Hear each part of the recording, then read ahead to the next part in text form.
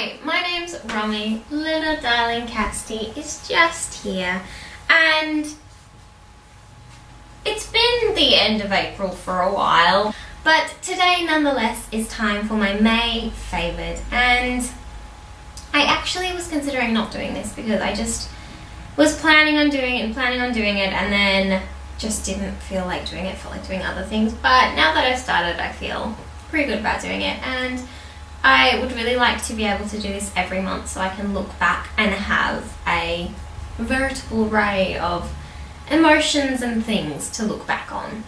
So yeah, that's the plan. So April seemed like a little bit of a whirlwind month. We kind of got back to really quite warm weather, and I wore a lot of dresses and skirts, and it was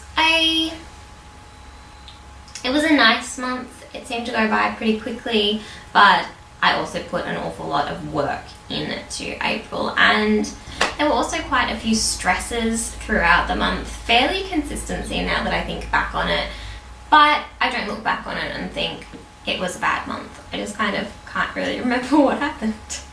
During April, I think I focused a lot more on certain things and let other things fall by the wayside, as it were, a little bit. As you probably know, I've been doing this 100 days of drawing, and I really just stopped doing that in April and focused a lot more on my writing and my editing. And that's not a bad thing at all.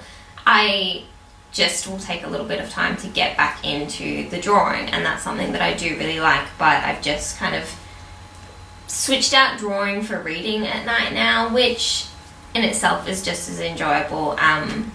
So I don't really mind. It just feels like April has formed a bit of a different routine in that respect.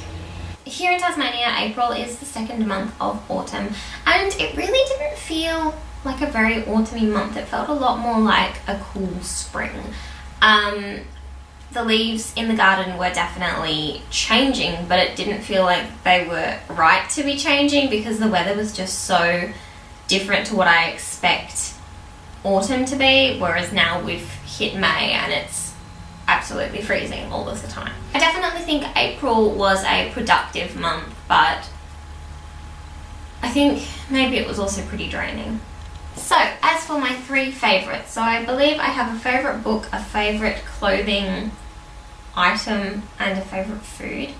So during April, I think actually the end of March, I started reading Inkheart, and oh my gosh, I was a little nervous to go into it. This is one of the 10 books I picked off my bookshelf to read in 2019, and I have not gone like stupendously with the other books that I've picked so far, and I had previously tried to reread this. I think I read this twice, and there was another time I tried to reread it and just got stuck. And I was a little nervous, like, oh, what if I don't like it as much as I did? What if I get stuck? But it's so wonderful and everything that I hoped it would be, and I'm just loving this so much. And I've been reading this all throughout April and kind of just reading it slowly but enjoying it so much. So this is my original copy of Inkheart from 2007. This is the only copy of this book I have, and yeah, I love it. I also sat down, and at the end of April, although come to think of it, it could have been early May, I'm pretty sure at the end of April, I finished reading Brazen, and I actually started reading this in March, bought myself a copy, sent the copy I'd been reading from the library back to the library, got my copy at the end of March, and then didn't touch it for a long time. But I sat down, and as soon as I started reading it again, I was completely immersed. This is definitely a shareholder for spot number 1. It is so phenomenal and just incredibly beautiful and so well done. And I'd really like to do some kind of a review of that, so that might come in the future. For April, my favourite food would probably be these rolls that we make that are so delicious. They're from a recipe in a Coles magazine years and years ago, and they're called Ancient Grain Rolls, and they are basically like little dampers filled with quinoa, and they are so, so good. Assuming I don't have one of them here because I ate the last one for breakfast this morning, I'm going to show you this chocolate. This chocolate I think I've mentioned in a few favourites previously, and this is the MIA or Mia Food with Thought Candied Orange Dark Chocolate. This is 65% dark, and it has little bits of candied orange through it, and oh my gosh, it's basically like a marmalade chocolate bar, and it is yummy. And it is so delicious. This doesn't have any gluten ingredients or any allergen gluten warnings, but it does have an allergen warning for milk. So some vegans might not use it, but I do eat this and it is incredible. As for clothes, being like a week and a half into May already, I can't specifically think of what I really loved wearing in April, but I'm going to show you this dress that I bought. I got this in April and I haven't actually worn it, but it's definitely one of the favorite things that I got, and it is this beautiful, slightly crinkled revival dress in this amazing kind of 60s, 70s paisley print with a huge collar. This is just beautiful. I can't wait to wear it. I'm hoping there'll be a nice day soon where I can wear it, but the fabric is just phenomenal and I love it a lot. Now it's time to see what things I wanted to achieve for April, see how I did with them, and then set some goals for May. Okay, so after a brief interlude where my camera fogged up, the 3 things that I wanted to achieve, work on, do in April were: 1, sit down and play the piano more and finish learning at least one of the songs I'm in the middle of learning. 2, get all the piles of clothes out of my bedroom and sort them out. You may have seen my eyes twitch towards my chair. And 3, just keep on editing my novel. So, piano. I did sit down a couple of times and just play on the piano, and I really enjoyed that, but I never sat down and finished learning a song. So, while I did play it, the piano is going to have to carry over to May, I believe. Number 2, clean up all the piles of clothes in my room and get them sorted. Now, I did this. I sorted out all the clothes. They were on my bed till the 1st or 2nd of May, but then I put them away. But since then, I have received new clothes in the post. I say received, I've purchased them.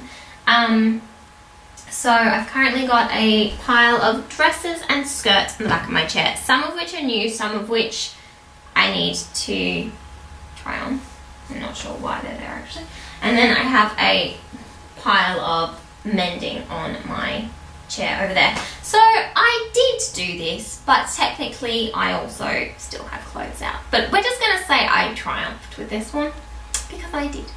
And number 3, keep on editing. And I didn't set myself a specific goal to reach like I did in May. Oh my goodness, I can't remember the months. I didn't set myself a specific goal to reach with this like I did in March, but I just knew I would be proud of whatever amount I put into it. And I actually finished editing my novel. I think it was actually on the 1st or 2nd of May, I'm not sure.